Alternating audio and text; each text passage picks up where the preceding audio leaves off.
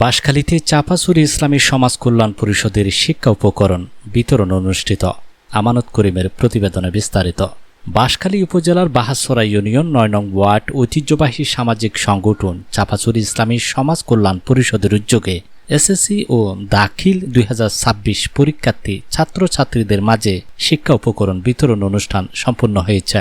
10 April শুক্রবার বিকাল ৩টায় চাপাছড়ি রশিদিয়া সরকারি প্রাথমিক বিদ্যালয়ের মাঠে চাপাছড়ি ইসলামী সমাজ কল্যাণ পরিষদের সভাপতি মাস্টার তাজুল ইসলামের সভাপতিত্বে ও সেক্রেটারি গাজী মোহাম্মদ ইমতিয়াজ নয়নের সঞ্চালনায় অনুষ্ঠানে প্রধান অতিথি হিসেবে উপস্থিত ছিলেন বাংলাদেশ জামাতে ইসলামী কেন্দ্রীয় মজলিসের শুরা সদস্য, চট্টগ্রাম দক্ষিণ জেলা জামাতের সেক্রেটারি, বাঁশখালী উপজেলা পরিষদের সাবেক ভাইস চেয়ারম্যান অধ্যক্ষ মাওলানা বদরুল হক।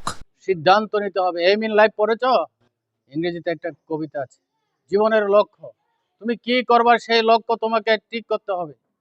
তুমি কি টিচার হবা, তুমি কি বিসিএস ক্যাডার হবা, তুমি কি আর কি হবা, তোমার সহজ কোনটা, সেখানে গিয়ে যদি তুমি ভর্তি হও, ফিউচার জীবনে তুমি ভালো করতে পারবা। তিনি বলেন, মোবাইল ডিভাইসে আসক্ত না হয়ে মনোযোগ সহকারে তোমাদেরকে পড়াশোনায় মন দিতে হবে। ভালো মানুষের মতো মানুষ হয়ে তোমাদেরকে সামনের দিকে এগিয়ে গিয়ে সফলতা অর্জন করতে হবে। শুধু পরীক্ষায় ভালো ফলাফল নয়, বরং সততা ও নিষ্ঠার সাথে নিজেকে একজন ভালো মানুষ হিসেবে গড়ে তুলতে হবে।